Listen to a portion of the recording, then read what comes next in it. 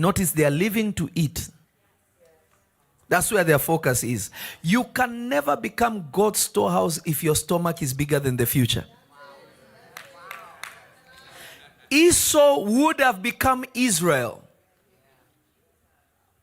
if his father pronounced the blessing on him.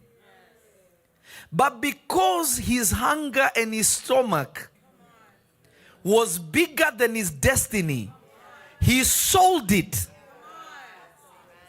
He gave up his destiny because of hunger. There are so many of you in the church, you have abandoned the billions because you just wanted 1,000. You just wanted to survive today. And you threw away everything that was supposed to elevate you to the place of your calling. I decree and declare you're being restored. The louder the amen, the greater the miracle. There is a restoration that is coming to you. There is a restoration. A serious one that is coming to you. I am interceding for you as I'm saying this.